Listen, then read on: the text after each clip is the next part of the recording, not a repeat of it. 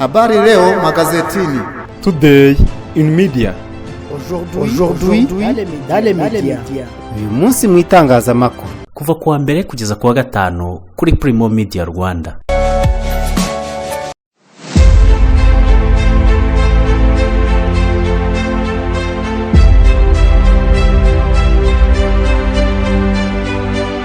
Nonge kubasuhuza ndabifuriza kugira ibihe byiza nshuti wakunze wa Primo Media Rwanda. Maha ikaze muri gahunda y'umunsi mu itangazamakuru ya none tariki ya 2/7/2026. Umuryango w'abibumbye washinje General Retired Kabarebe kugira uruhare rukomeye mu ifatwa ry'umujyi wa Uvira. Naho abagabo banywa inzoga mu Rwanda bageze ku gipimo cya 50%. Turaza kugaruka kuri raporo ya statistique. Umuyobozi mukuru wa Rema we aravuga ko igihe kigeze kugira ngo mu Rwanda kubaka kuri buri wese yiyubakira bihagarare. Naho leta ya Repubulika Demokarasi ya Kongo yaciye amarenga yo kutazasenya FDLR. Ubushinwa burashinjwa gufasha M23 na FARDC icyarimwe mu ntambara muri Repubulika Demokarasi ya Kongo. President Ndayishimiye we yongeye gushimangira ko Burundi bukize ariko yikoma Kiliziya Gatolika. Uganda yabonetsemo icyorezo cya Marburg. Naho igiciro cy'ibikomoka kuri peteroli ku isi cyagabanutse. Kuri iri segonda nibura abantu 16,000 bari mu kirere mu ndege bava ahantu hamwe bajya ahandi. Kuzenguruka isi bisigaye byoroshye ku buryo uko turi miliyari 8 dusa naho turi abaturanyi kubera uburyo bwo gukora ingendo bisigaye bikorwa. Ikibazo nuko gutegura urugendo bigora.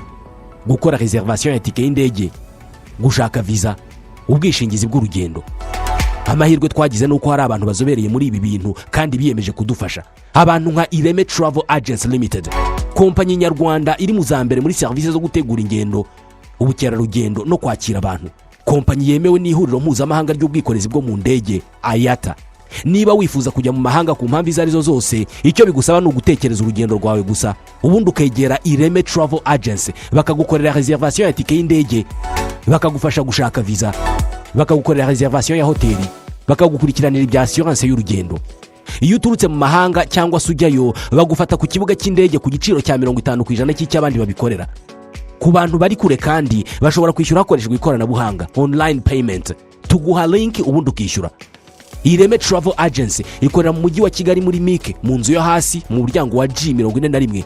Hamagara 07 85 36 48 cyangwa 07 89 88 Ushobora no kwandika email kuri info@iremetravel.rawa. Wanasura urubuga rwa internet wa@iremetravel.rawa. Mwiriwe boss. Mwiriwe. Nitwa Karangwa ndi umukomisiyoneri hano muri quartier. Karangwa biteze. Ni byiza. Nakomeje kubabona mutembera hano mwaba mushaka ikibanza cyo kugura inzu yo kugura cyangwa gukodesha. Arebye ufite se? Yego ndabifite hano waza nkakwereka. Dore hano hari inzu, niriya ni inzu ariko hariya hari kibanza na hari harugore kibanza gifite metero kare 380. Kompo naho uri kunyereka mu manegeka. Urabona hano hatura ngewe. Deka gusiragizwa n'abakubeshya ko bafite imitungo igurishwa. Deka nkurangire B Consultant Limited niyo yonyine gufasha kugura, kugurisha no gukodesha inzu, ibibanza, gupima no gukata ibibanza, gupima ubukomere bwa beton, gukora plaza amazu n'inyigo z'imishinga itandukanye, kubaka inzu, finissage. B Consultant kandi nakugezeho ibikoresho by'ubwubatsi, tukanagufasha gushaka ibyangombwa by'ubutaka na autorisation de bâtir. Akarusho muri B Consultant tubafite ibibanza mu masite atandukanye bifite autobatir, ugahita utangira umushinga wawe kubaka ako kanya. Abari muri diaspora namwe twoherereza plaza inzu mukeneye cyangwa tukazibakorera ubundi mukaza mutaha inzu zanyu. Abagana B Consultant Limited muri iminsi bakeneye imbata z'amazu no kubashakira ibyangombwa byo kubaka, izo service zombi twazigabanyijeho 40%. Gana B Consultant mudushinga imishinga yanyu ubundi muzadushimira nyuma. Ku bindi bisobanuro mwaduhamagara kuri 07 84 73 33 41 cyangwa mukatwandikira kuri email bconsultant23@gmail.com. ku mbuga nkoranyambaga zacu zose nka YouTube, X, TikTok, Instagram, Facebook, LinkedIn, hose ni B Consultant Limited. B Consultant dukorera mu mujyi wa Kigali ahitwa Norvege. Dukora n'ubunyamwuga n'ubunyangamugayo. Ikaze muri amakuru arambuye duhereye mu Budage ahafashwe umunyarwanda ukekwaho kugira uruhare muri jenoside yakorewe Abatutsi. Abashinjacyaha bo mu Budage bataye muri yombi umwene gihugu w'Ubudage ufite inkomoko mu Rwanda ukekwaho kuba umufatanyacyaha muri jenoside yakorewe Abatutsi n'ibyaha 25 by'ubwicanyi mu gihe cya jenoside yakorewe Abatutsi nkuko byatangajwe kuri uyu wa gatatu. Uyu ukekwaho icyaha wahawe izina rya Innocent S hakurikijwe amategeko agenga ubuzima bwite y'Ubudage, arashinjwa gutegeka icwa ry'abantu 25 b'Abatutsi mu bihe bitanu bitandukanye ubwo yari yungirije burugumesitiri w'ahoze ari komine Kayove mu majyaruguru y'uburengerazuba bw'u Rwanda. Ubushinjacyaha bwatangaje ko ndetse rimwe ukekwaho ibyaha aregwa kuba yaragize uruhare mu bwicanyi ku giti cye ateye umuntu icyuma mu gatuza nk'uko abashinjacyaha babivuga. ukekwaho ibyaha yafatiwe muri leta ya Hesse rwagati mu Budage, akaba avugwaho kuba yaranakoresheje umwanya yari afite mu gushishikariza gutsemba abatutsi mu mujyi. ukekwaho ibyaha wafatiwe muri leta ya Hesse rwagati mu Budage avugwaho kuba yaranakoresheje umwanya yari afite mu gushishikariza gutsemba abatutsi mu mujyi muri iyi komine, ndetse anakoresha urutonde rw'abantu bagombaga kwicwa nk'uko inkuru y'ibiro ntaramakuru by'Ubwongereza Reuters ibivuga. Ubudage bwakurikiranye abantu benshi bakekwaho ko baragize uruhare muri jenoside yakorewe abatutsi mu 1994 hashingiwe ku mategeko mpuzamahanga yemerera inkiko kuburanisha ibyaha bikomeye mpuzamahanga hatitawe aho byakorewe. Jenoside yakorewe abatutsi ikaba yarahitanye inzirakarengane zirenga miliyoni mu gihe cy'iminsi 100 kuva mu kwezi kwa 4 kugeza mu kwa 7, na n'ubu u Rwanda ruracyari muri iyo minsi 100 yo kwibuka bishwe muri icyo gihe. N'umuryango w'abibumbye washinje General Tad James Kabarebe kugira uruhare rukomeye mu ifatwa ry'umujyi wa Uvira. Raporo y'itsinda ry'impuguke z'umuryango w'abibumbye kuri Kongo yashinje General Tad James Kabarebe wahoze ari umugaba mukuru w'ingabo z'u Rwanda kugira uruhare rukomeye mu ihuzwa ry'igitero cya M23 cyafashe umujyi wa Uvira muri Kivu y'Amajyepfo. Iyi raporo ivuga ko igitero cyagabwe kuri Uvira cyari kiyobowe mu buryo butaziguye na ba General Sultan Makenga na Bernard Byamungu, abayobozi ba gisirikare ba M23, ariko yongeraho ko General Tad Kabarebe yagize uruhare rukomeye mu guhuza icyo gikorwa cya gisirikare. Impuguke z'umuryango w'abibumbye zivuga ko mbere icyo gitero amakuru zahawe n'amasoko atandukanye harimo ayo zivuga ko aturuka muri AFC M23 na RDF agaragaza ko gufata Uvira byari byateguwe mbere. Uyu mujyi wa kabiri munini muri Kivu y'Amajyepfo wafashwe ku itariki ya 10 z'ukwa 12 2025 nyuma y'imirwano ikomeye yari yatangiye mu mpera z'ukwezi kwa 11 k'uwo mwaka. Raporo ya Loni ivuga kandi ko ibikorwa byo gufata Uvira byari muri gahunda yo kwagura ububasha bwa M23 muri Kivu y'Amajyepfo. Iyo raporo igaragaza ko icyo gikorwa cyabaye mu gihe uwo mutwe wari umaze kwagura ibice wagenzuraga mu burasirazuba bwa Kongo. Nyuma y'amakimbirane yari amaze gukomera mu burasirazuba bw'icyo gihugu, Leta z'Ubumwe za Amerika zafatiye General Tad James Kabarebe ibihano zimushinja kuba yagize uruhare rukomeye mu bufasha u Rwanda ruha M23 mu bikorwa byatumye uwo mutwe wagura ibice wagenzuraga muri Repubulika ya Demokarasi ya Kongo. Amerika yavuze ko James Kabarebe yari umuntu w'ingenzi mu bikorwa byo guhuza inkunga u Rwanda rushinjwa guha M23. Guverinoma y'u Rwanda biciye muri Minisiteri y'Ububanyi n'Amahanga yatesheje agaciro biriya bihano, ivuga ko nta shingiro bifite. U Rwanda rwibutsa ko atari ubwa mbere ibihano nka biriya byari bifashwe, rugasaba abaturage barwo kudahangayikishwa nabyo. Tukivuga kuri raporo nshya y'itsinda ry'impuguke z'umuryango w'abibumbye kuri Repubulika ya Demokarasi ya Kongo, yatangajwe ingabo z'u Rwanda zikomeje gukorera ku butaka bw'icyo gihugu kandi ko umubare wazo ushobora kuba hagati y'14,000 n'18,000. Mu gika cya 96 cy'iyo raporo, impuguke za Loni zivuga ko mu kwa 12 2025 muri Kivu y'Amajyepfo hari hagati y'abasirikare 8,000 n'10,000 ba RDF, mu gihe muri Kivu y'Amajyaruguru bari hagati y'6,000 n'8,000. Iyi raporo ikomeza ivuga ko nta bimenyetso byerekana ko izo ngabo zigeze zikurwa muri Repubulika ya Demokarasi ya Kongo nyuma y'icyo gihe, ahubwo ngo habaye gusimburana kw'abasirikare no kohereza abandi bashya kugeza igihe raporo yasohorewe. Impuguke za Loni zivuga kandi ko RDF yakomeje guha AFC M23 ubufasha bukomeye mu bikorwa bya gisirikare, burimo kohereza ingabo zidasanzwe Special Forces, gukoresha drone, ibikoresho by'intambara bikoresha ikoranabuhanga rigezweho, ibikoresho byo guhungabanya itumanaho ry'umwanzi, ndetse n'ubushobozi bwo kohereza vuba ingabo n'ibikoresho ku mirongo y'urugamba. Iyi raporo ivuga ko nko mu gitero cyasize M23 ifashe umujyi wa Uvira mu kwa 12 k'umwaka ushize, u Rwanda rwohereje abasirikare barenga 8,000 barimo mu mutwe w'ingabo zidasanzwe hamwe n'ibikoresho bya gisirikare biremereye. Ivuga kandi ko icyo gikorwa cyari cyarateguwe mbere kandi ko cyari kigamije gufasha M23 kwagura ibice igenzura. Mu yandi makuru akubiye muri iyi raporo, impuguke z'umuryango w'abibumbye zivuga ko RDF yari ifite ibindi birindiro ku mirongo y'imbere y'urugamba, ikagira uruhare mu gufungura inzira z'ibitero no gushyigikira ibikorwa bya M23 mu bice bitandukanye byo muri Kivu y'Amajyepfo n'iy'Amajyaruguru. Raporo inashidikanya ku mpamvu u Rwanda rwagiye rutangaza zo kuvuga ko ibikorwa byarwo bya gisirikare bigamije kwirwanaho ku iterabwoba ry'umutwe wa FDLR. Impuguke za Loni zivuga ko zabonye ibikorwa bya RDF byabereye no mu duce tutagaragayemo abarwanyi ba FDLR, harimo no mu gitero cyagabwe kuri Uvira. Ku rundi ruhande, guverinoma y'u Rwanda yakomeje guhakana ibi birego kandi nta kiravuga kuri iyi raporo nshya. Kigali ivuga ko raporo z'itsinda ry'impuguke za Loni zidakunze kwita ku makuru yose yatanzwe kandi ko zigaragaza ishusho ituzuye y'umutekano mu burasirazuba bwa Kongo. U Rwanda ruvuga ko ingamba zarwo z'umutekano zishingiye ku kurinda umutekano warwo no guhangana n'imitwe irimo FDLR ifatwa nk'iteje ikibazo ku mutekano w'u Rwanda. Mu yandi makuru, abagabo banywa inzoga mu Rwanda bari ku gipimo cya 50%. Ikigo cy'u Rwanda gishinzwe ibarurishamibare kiragaragaza ko ubushakashatsi bwa 7 ku mibereho n'ubuzima mu Rwanda bugaragaza ko abagabo banywa inzoga ku gipimo cya 50%. Ubwo bushakashatsi bwakozwe n'iki kigo buragaragaza ko umugabo umwe kuri 2 anywa inzoga bingana na 50%, mu gihe abagore 2 ku 10 banywa inzoga bingana na 20%. Iyi mibare iragaragaza ko mu Rwanda banywa inzoga bakomeza kwiyongera, kuko imibare yatangajwe ku itariki ya 30 z'ukwezi kwa 6 2023 ubwo hatangazwaga ubushakashatsi bwa 2 bwakozwe ku myitwarire itera ibyago byo kwibasirwa n'indwara zitandura mu Rwanda, yatangajwe na Minisiteri y'Ubuzima. Igaragaza ko abanywi b'inzoga mu Rwanda bavuye ku kigero cya 43.3% bakagera kuri 48.1% mu 2022. Abagabo bakaba ari bo bagaragaye ko ari bo benshi banywa inzoga ku buryo buhoraho kurusha abagore. Bimaze kugaragara ko inzoga ari ikibazo muri rusange cyugarije urubyiruko n'abantu bakuze, Minisiteri y'Ubuzima n'ikigo cy'u Rwanda gishinzwe ubuzima baburiye abanywa inzoga ko kunywa izirengeje urugero biteza ingaruka zikomeye zirimo uburwayi bwo mu mutwe, kanseri y'umwijima n'ibindi bibazo byangiza imibereho n'ubukungu by'urubyiruko. Minisante igira inama abanywa inzoga kuzigabanya kuko mu ngaruka zitera harimo kwangiza ubuzima bwo mu mutwe, cyane ko inzoga zikoreshejwe nabi ziri mu bitera abantu agahinda gakabije, ubwoba bukabije n'ihungabana. Minisiteri y'Ubuzima kandi igaragaza ko abantu batemerewe kunywa inzoga mu buryo ubwo ari bwo bwose barimo abana bari munsi y'imyaka 18, abagore bonsa bibeshya ko zongera amashereka kandi mu by'ukuri bigira ingaruka ku buzima bw'umwana, kimwe n'abarwayi bafite zimwe mu ndwara zandura n'izitandura. Ibindi bibazo byuririra ku kunywa inzoga harimo ibikorwa by'urugomo, iterambere rikadindira kubera ko uwabaswe n'inzoga atagira uruhare mu bikorwa by'iterambere, gutwara inda ku bangavu ndetse n'ibindi. Mu gukemura ikibazo cyo kunywa inzoga nyinshi, ahashyizweho ubukangurambaga bwiswe Tunywe Resi bugamije gukangurira abantu cyane cyane urubyiruko kugabanya ingano y'inzoga banywa cyangwa kuzireka burundu. Naho Rema yavuze ko igihe kigeze ngo abanyarwanda bareke kubaka buri wese yiyubakira.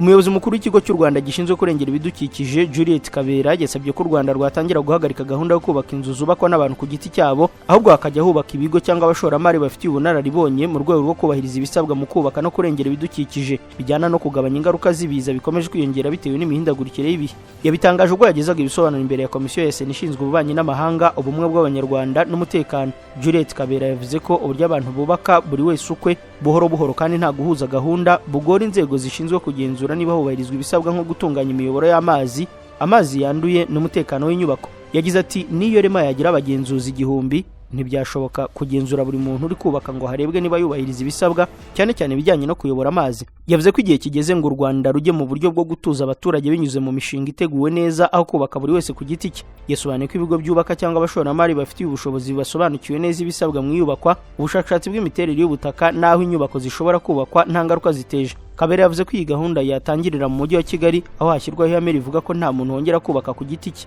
Yongeye ko kubaka hifashishijwe imishinga ihuriweho byorohereza kubahiriza ibisabwa birimo gutunganya imiyoboro y'amazi y'imvura, gutunganya amazi yanduye, kugabanya ihumana ry'ikirere no gukoresha ibikoresho byujuje ubuziranenge. Perezida wa komisiyo ya Sena ishinzwe ububanyi n'amahanga, ubumwe bw'abanyarwanda n'umutekano Murangwa Ndangiza Adija yibukije ko mu kwezi kwa gatatu komisiyo yari yarahuye n'inzego zishinzwe ibikorwa by'ubutabazi kugira ngo isuzume uko igihugu cyiteguye guhangana n'imvura nyinshi n'umuyaga mwinshi byari byarahanuwe. Yagaragaje ko hagati y'ukwezi kwa mbere n'ukwa 12 k'umwaka wa 2024 biza byahitanye abantu 191 bikomeretsa 488, bisenya burundu inzu 128, byangiza izisaga 2000, byangiza na hegitari 1355 z'ubuhinzi, byica amatungo, byangiza amashyamba, amashuri, ibigo nderabuzima, imihanda, ibiraro n'ibikorwa remezo by'amashanyarazi. Abasenateri bagaragaje impungenge ku bibazo by'imiyoboro y'amazi no kuyacunga nabi. Senateri Bibiane Mbaye-Gahamanyi yabajije izindi ngamba zakongerwa mu gukumira amazi yangiza ibikorwa remezo n'imitungo. Senateri Vode Uwizeyimana we yavuze ko gushora amafaranga mu gukumira ibiza biruta kuyakoresha mu gutabara nyuma y'uko byabaye. Yanagaragaje impungenge z'uko ari aho abaturage bahura n'imyuzure mu gihe cy'imvura ariko mu gihe cy'izuba bakabura amazi. Yavuze ko hari abaturage batuye hafi y'ibirunga bahura n'imyuzure mu bihe by'imvura ariko bakagira ikibazo cy'ibura ry'amazi mu gihe cy'izuba, asaba ko harebwa niba amazi y'imvura yabikwa agakoreshwa neza. Yanenze kandi imishinga imwe n'imwe y'ibikorwa remezo nk'aho imihanda yubakwa igashyirwaho imiferege isuka amazi ahantu mu by'ukuri hatazwi. Makuru avuga mu turere i Rubavu, polisi yafashe magendo y'inzoga za miliyoni 2 z'amafaranga y'u Rwanda. Polisi y'u Rwanda ikorera mu ntara y'Iburengerazuba yerekanye imodoka zafatiwemo inzoga zifite agaciro ka miliyoni 2 z'amafaranga y'u Rwanda zari zitwawe mu buryo bwa magendo. Abari bazitwaye bakoresheje amayeri yo kuzihisha mu mwanya babanje gukora munsi y'intebe y'imodoka bakahindurira imiterere, icyo bita kuyibaga. Izi nzoga zafashwe nizo mu bwoko bw'imivinyo itukura vin rouge zingana n'amakarito 22 aho zafatiwe mu karere ka Rubavu mu murenge wa Gisenyi. Umuvugizi wa polisi mu ntara y'Iburengerazuba Superintendent of Police Sylvestre Twaje Amahoro, umuvugizi wa polisi mu ntara y'Iburengerazuba yavuze ko abakora ubu bucuruzi bwa magendo bakoresha amayeri menshi bagafata imodoka bakayihindurira imiterere ariko ko polisi yabatahuye. Yaboneye kwibutsa abaturage bagikora ubucuruzi bwa magendo kubuvamo kuko polisi ibikorwa byo kubirwanya ibikomeje. SP Twaje Amahoro yavuze ko polisi yashyize imbaraga ku mupaka wa Rubavu na Goma mu guhangana n'ubucuruzi bwa magendo muri rusange ndetse ko bwagabanutse mu buryo bugaragara. Amategeko y'umuryango wa Afurika y'Iburasirazuba u Rwanda rukoresha mu ngingo ya 199 avuga ko ibicuruzwa bya magendo bifashwe bitezwa cyamunara naho ikinyabiziga cyakoreshejwe cyangwa gitwaye magendo kigatezwa cyamunara, wari ugitwaye agacibwa amande angana n'ibihumbi 5 by'amadolari. Mu kanya aya makuru turakomereza kuyavugwa hanze y'u Rwanda. Ubu twamaze kubibona twese kubera guhenda kwa mazutu na essence, ntabwo tuzatungurwa no kubona mu minsi mike igiye kuza mu mihanda hazaba hasigayemo imodoka nke cyane za Kia, Hyundai, hybride z'amoko atandukanye n'izindi nke cyane. izi zizasigara mu mihanda ni iz'abamenye Auto Korea Maintenance Limited, ikigo cy'inzobere mu gusuzuma no kwita kuri systeme zigize imodoka ku buryo litiro 8 za mazutu wazikoresha mu birometero 100, naho litiro 7 za essence zikora mu birometero 100 cyangwa se hejuru yabyo. Auto Korea Maintenance Limited ni abahanga bagufasha mu gihe ufite imodoka y'amashanyarazi, bazobereye cyane kandi mu gusubiza ku murongo imodoka zose zakoze impanuka, kandi bakikurikiranira ibijyanye na assurance. Wowe uzaba gusubiza imodoka yawe imeze nk'ari nshya, bayisubiza agaciro kayo yahoranye, zaba iza Kia, Hyundai, full electric na hybrid. Abagira ibibazo ku mihanda imodoka ikaba yakuzimiraho, bagukorera dépannage ku buryo imodoka yawe bayikurikirana mu gihe gito. Abafite imodoka zikoresha mazutu muri Auto Korea Maintenance Limited bazikorera maintenance bakoresheje imashini zabugenewe, batiriwe bafungura imodoka, ubundi imodoka igatangira kunywa bike cyane. Ibi igiciro kibikomoka kuri petrol kirabidutegeka twese. Ni n'abahanga cyane mu gusuzuma no gukora neza imodoka z'amashanyarazi. Abarimo kuzigura ntimugire impungenge, ni mubagane ku mashami yabo i Gikondo mu mujyi wa Kigali ni Nyamata mu Bugesera. Bahamagare cyangwa bandikire kuri 07 86 20 6054. Auto Korea Maintenance Limited niyo makiriro imodoka zacu zisigaranye. Buri gihe uko usoje imirimo, iyo nta gahunda z'umuryango zihutirwa zigutegereje mu rugo, wifuza kuruhura ubwonko no kuganira nabo mwungurana ibitekerezo ku kazi kawe cyangwa ku iterambere ry'ubuzima, nguhitiyemo kwa Jados Bar Restaurant and Coffee. Aha niho hantu hatuje kandi hari smart, kuko baguha serivisi za 5 stars. Waba wifuza kuhafatira amafunguro ku manywa, kuhakoreshereza komandi ikagusanga iwawe mu rugo, ku kazi kawe ndetse n'ahandi waba uherereye, cyangwa kuhasangirira n'abawe icyo kunywa yaba ibisembuye n'ibidasembuye, ngaha ahantu hari smart mu mujyi wa Kigali. Kwa Jados Bar Restaurant and Coffee bafite aho mwaganirira hatuje, mwifuza gukora inama zaba iz'akazi, inama y'ubukwe, aho mwakwiyakirira muvuye gusezerana. Bafite ahantu hatuje hisanzuye kubifuriza abanyi isabukuru nziza n'ibindi birori. Bafite sale z'imyidagaduro, harimo aho berekanira imipira yose by'umwihariko yo ku mugabane w'Uburayi, aho gukinira biyari kandi zirenze imwe, ndetse n'abakunda gususuruka bafite bande ya karaoke n'igisope buri weekend. Bafite umwihariko w'akabyiniro night club. Jados Bar Restaurant and Coffee Shop ni ku Gisozi ujya Beretwari ahegeranye n'icyapa cya bisi zijya mu mujyi. Bafite n'andi mashami hafi ya gari y'Abatsinda ndetse n'i Kanombe mu Busanza. Kubifuza ko serivisi zacu zibasangaho muri, mwaduhamagara kuri 0788 35 11 27. Jados Bar Restaurant and Coffee Shop, urugero rwa serivisi zinoze kandi zihuse mu Rwanda. Makuru y'u Rwanda. Leta ya Repubulika ya Demokarasi ya Kongo yaciye amarenga yo kutazasenya FDLR. Ubutegetsi bwa Repubulika ya Demokarasi ya Kongo bwongeye gukera insu umutwe w'iterabwoba wa FDLR umaze imyaka hafi 30 ukorera mu burasirazuba bw'iki gihugu, nyamara uteza umutekano muke ku Rwanda no mu karere. Umwaka wamaze kurenga, u Rwanda na Kongo bigiranye amasezerano y'amahoro bifashijwemo na Leta Zunze Ubumwe za Amerika. Gusenya FDLR no gukora ingamba z'ubwirinzi u Rwanda rwashyizeho ni ingingo z'ingenzi zari zigize ayo masezerano.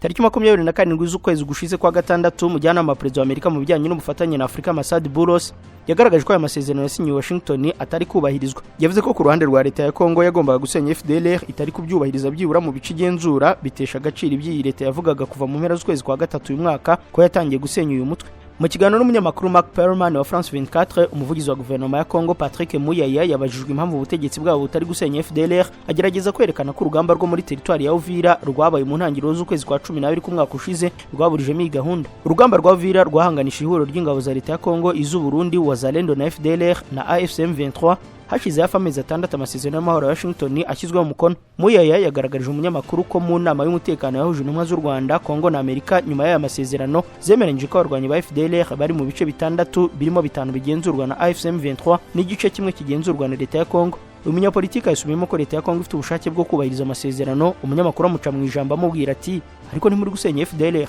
uri kuvuga ko bitashoboka bitewe n'ikibazo gihari. Muyaya yahinduye imvugo abwira umunyamakuru ko FDLR ari urwitwazo rw'ubutegetsi bw'u Rwanda, kuko ngo mu 2020 ubwo Felix Tshisekedi yari amaze umwaka ari perezida, hari bamwe mu barwanyi b'uyu mutwe w'iterabwoba bacyuwe. Atereka nkwibutse ko mu 2020 nyuma y'umwaka perezida agiye ku butegetsi, ngira ngo twohereje mu Rwanda bamwe muri abo bantu.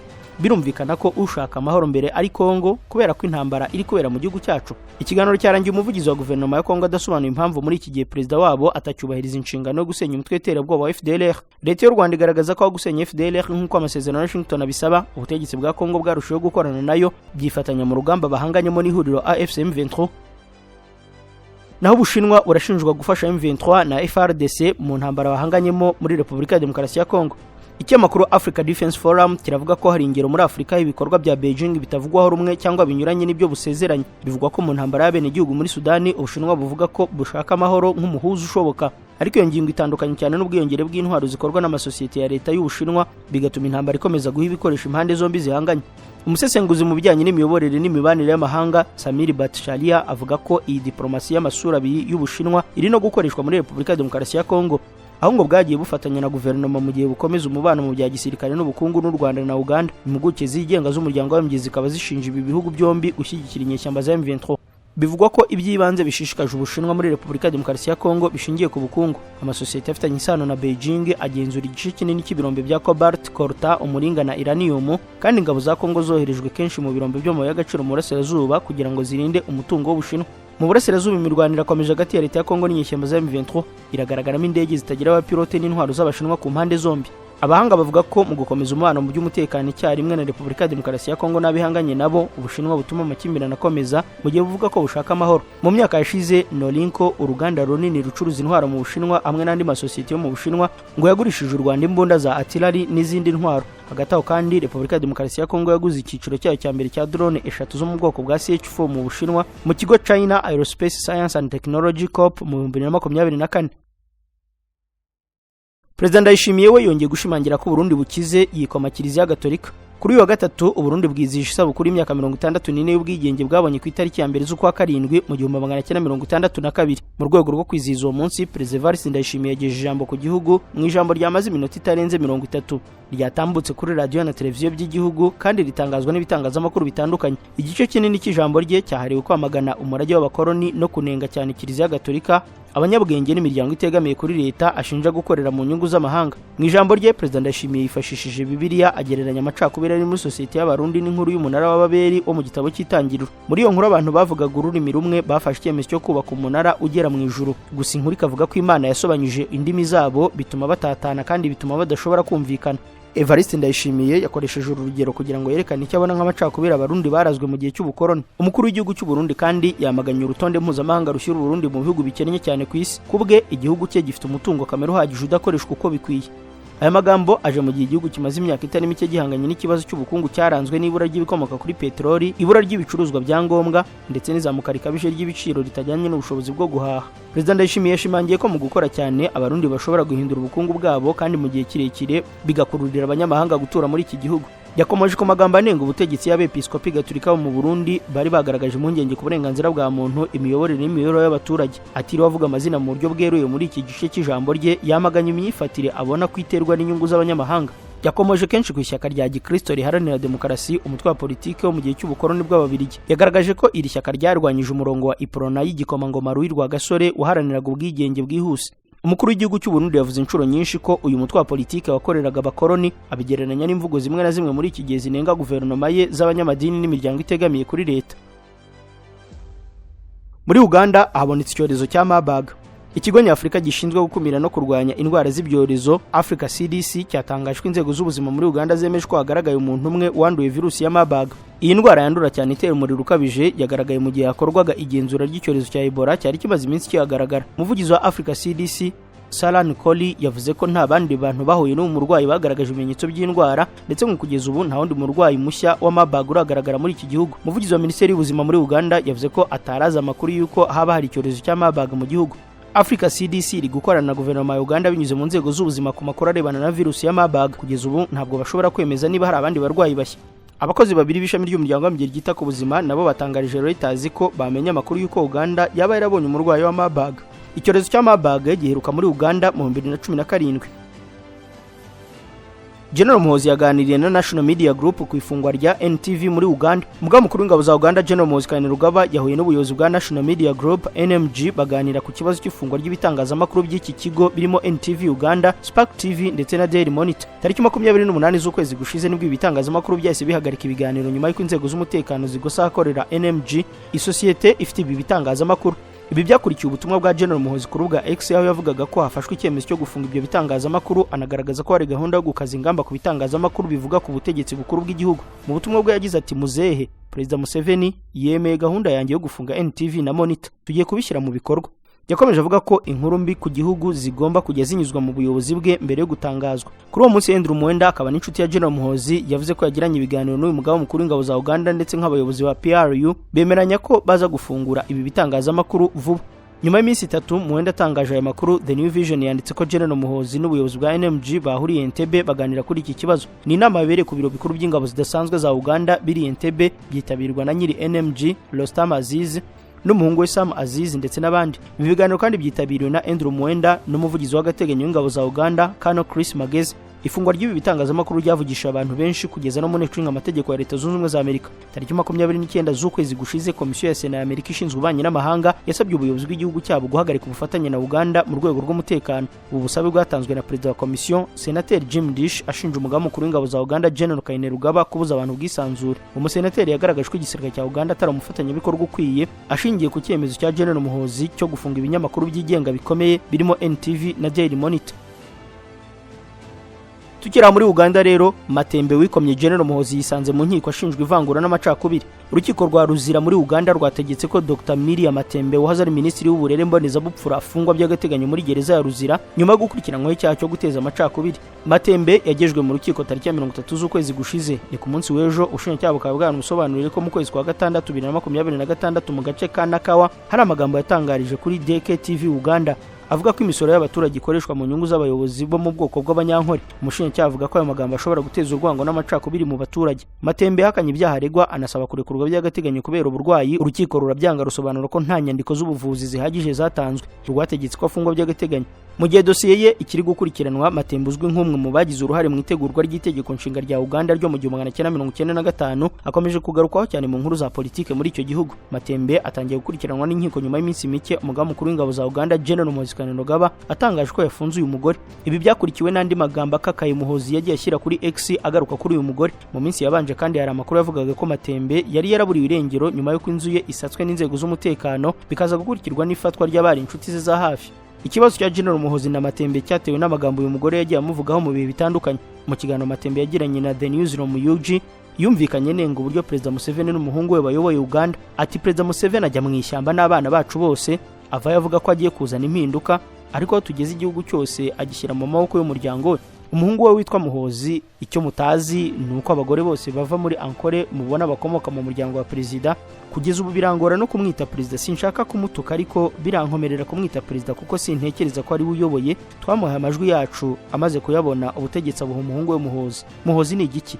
Iki kiganiro nicyo cyakomotsemo ibyaha Matembe aregwa, cyane cyane yashingiwe ku magambo yatangaje agaragaza ko Uganda iri mu maboko y'abanyankore. Kenya yacyuye abaturage bayo 86 bari muri Afrika y'Epfo kubera xenophobia. Leta ya Kenya yacyuye abaturage bayo 86 bari muri Afrika y'Epfo nyuma y'imyigaragambyo igamije kurwanya abimukira kwirakwira mu bice bitandukanye by'icyo gihugu, igateza umutekano muke n'ubwoba ku banyamahanga baho. Icyo gikorwa cyo gucyura aba baturage ba Kenya cyatangajwe kuri uyu wa gatatu. Nyuma ngo muri Minisiteri ishinzwe diaspora, Roseline Njogu, umunyamabanga uhoraho muri Minisiteri ishinzwe aba diaspora, yavuze ko leta yafashe icyemezo cyo gutabara no gutegura ibikorwa byo kubacyura nyuma yo kwakira raporo zigaragaza ko abanyakenya babayeho mu bwoba bukabije kubera izo mvururu. Ku ikubitiro itsinda rya mbere rigizwe n'abantu 26 niryo ryakiriwe ku kibuga mpuzamahanga cy'indege cya Jomo Kenyatta i Nairobi, mu gihe abandi bakomeje gutegurwa ngo nabo batahe. Leta ya Kenya ivuga ko abanyakenya barenga 200 bahungiye muri ambasade y'igihugu cyabo i Pretoria, mu gihe akomeje gutegurwa uburyo bwo kubacyura bose buhoro buhoro. Minisiteri y'Ububanyi n'Amahanga yasabye abanyakenya baba muri Afrika y'Epfo gukomeza kugira amakenga, kugirana umubano n'abahagarariye igihugu cyabo no gukurikiza amabwiriza y'umutekano atangwa n'inzego zaho. Imyigaragambyo yabaye mu gihe muri Afrika y'Epfo hakomeje kugaragara ubushyamirane n'ivangura rikorerwa bimukira, bigatuma bamwe bahura n'ibibazo by'umutekano muke. Xenophobia muri Afrika y'Epfo ni imyitwarire y'urwango cyangwa ihohoterwa rikorerwa abanyamahanga, cyane cyane abimukira baturuka mu bindi bihugu bya Afrika. Kenshi biterwa n'ibibazo by'ubukungu n'imibereho, aho ubushomeri buri hejuru cyane, bigatuma bamwe mu baturage bumva ko abanyamahanga babambura akazi cyangwa amahirwe y'ubucuruzi. Hakiyongeraho ubukene n'ubusumbane bukabije hagati y'abakire n'abakene byasizwe n'amateka ya apartheid. Raporo ya Amnesty International yo irashinja umutwe wa RSF muri Sudani gukora ibyaha byibasiye inyoko muntu El Fashel. Raporo y'umuryango w'abantu uburenganzira bwa muntu Amnesty International irashinja umutwe witwara gisirikare wa Rapid Support Forces wo muri Sudani gukora ibyaha byibasiye inyoko muntu no kwirukana abantu hashingiwe ku bwoko bwabo mu gitero cyo gufata umujyi wa El Fashel mu mwaka ushize. Igotwa hamwe n'ifatwa ry'uwo mujyi wo mu karere ka Darfur ko mu burengerazuba bw'icyo gihugu ryabaye kimwe mu bihe byiciwemo abantu benshi cyane muri iyi ntambara hagati ya RSF n'ingabo za Sudani. Raporo y'iperereza Amnesty yasohoye kuri uyu wa gatatu iragira iti ibyaha bya RSF birimo ubwicanyi, kwimura abantu ku gahato, gufunga, iyicarubozo, gufata abagore n'abakobwa ku ngufu, ubucakara bushingiye ku gitsina, ubundi buryo bw'ihohoterwa rishingiye ku gitsina, kugira abantu abacakara, itsembatsemba n'itoteza. RSF ntacyo yatangaje kuri iyi raporo ya Amnesty, ariko mu gihe cyashize yahakanye ibirego nk'ibi. Igihugu cya Sudani kiracyari mu ntambara kimazemo imyaka 3 yo kugundaguranira ubutegetsi hagati y'ingabo za Sudani n'umutwe wa RSF. Iyi ntambara imaze kwicirwamo abantu babarirwa mu bihumbi amagana, ndetse yatumye abandi barenga miliyoni 14 bata ingo zabo. Iyi raporo ya Amnesty International yiyongereye no ku bimenyetso by'ubwicanyi ndengakamere yafashe umuryango w'abyo uvuga ko bihuye n'ibiranga jenoside. Dusoreza amakuru ku giciro cy'ibikomoka kuri peteroli cyagabanutse. Igiciro cy'ibikomoka kuri peteroli cyagabanutse nyuma yo kwagaragaye icyizere mu biganiro bihuza Leta z'Ubumwe za Amerika na Iran kigera ku madolari 72. Ibi biganiro birabera i Doha muri Qatar, aho President Trump avuga ko ibiganiro byagenze neza kandi ko Amerika na Iran bari kugenda bumvikana neza. Imibare yo kuri itariki ya mbere z'ukwezi kwa 7 2026 iragaragaza ko akagunguru k'ibikomoka kuri peteroli bidatunganyije kagabanutseho hafi 0.95 by'amadolari ya Amerika kagera ku madolari 72 ya Amerika. Ibi biganiro bihuza Amerika na Iran barimo baraganira ku buryo ubwikorezi bwa peteroli bwakorwa mu nzira ya Hormuz. Ibihugu byo muri OPEC bishobora kongera ingano y'iyo bitunganya, ibyatuma igiciro ku isoko kirushaho kumanuka. Abasesenguzi kandi bavuga ko isoko rishobora gukomeza kuguma hagati y'amadolari 72 na 75 ku kagunguru, nubwo hakiri impungenge zishingiye ku bibazo by'umwuka mubi bikiri mu burasirazuba bwo hagati. Ushobora wa Primo Media Rwanda, inkuru y'igiciro cy'ibikomoka kuri peteroli cyagabanutse niyo dusorejeho iyi gahunda y'umunsi mu itangazamakuru ya none tariki ya mbere z'ukwa 7 2026. Ni Jean Dodier kandi Jabo, ndabashimiye ko mwana mudukurikiye, ndabararika komeza kureba ibindi biganiro bikuru urubuga. Mugira amahoro. Uyu mujyi kurimo amaduka menshi agurisha amatelefoni, ndakura iryizeye nguramo iPhone kandi bakampa garanti. Niba nawe wibaza ikibazo nk'iki, sigaho kubunza imitima wirirwa ushakisha, kuko Future Mobile Store niwo mwihariko wacu. Uhereye ku mafaranga 150 gusa, iri duka riraguha telefoni zigezweho za Samsung na iPhone n'ama accessoires yazo nka charger, screen protector, cover, écouteurs, speaker ndetse n'ibindi. Kuva kuri iPhone XR kugeza kuri iPhone 17 Pro Max na Samsung Galaxy 05 kugeza kuri Samsung Galaxy S25 Ultra na Fold 7 zose nshyashya kandi ku giciro gisa n'icy'uruganda, urazisanga muri Future Mobile Store. Ushaka guhindura telefone ya iPhone cyangwa Samsung ufite ukagendana n'igezweho ibizwi nka top up, urayizana ukongeraho udufaranga duke tukagufasha kuyihindura ukagendana n'igezweho. Umwihariko muri Future Mobile Store ni uko iguze telefone yacu tuguha garanti y'imyaka 2. Waba uri muri Kigali cyangwa uri mu ntara, iyi telefone turayikoherereza kandi tukishyura igiciro cyo kuyikugezaho. Dukorera mu nyubako yo kwa Makuza ateganye na parking ya Beka, hakurya haba haparitse abamotari ku muryango wa 35. Ku bindi bisobanuro waduhamagara cyangwa ukatwandikira kuri 07887286 no kuri website wa@futuremobile-store.rw. Wadusanga no ku mbuga nkoranyambaga zacu hose ni Future Mobile Store. Gana Future Mobile Store, telefone zigezweho mu Rwanda tuzishyire mu biganza byawe.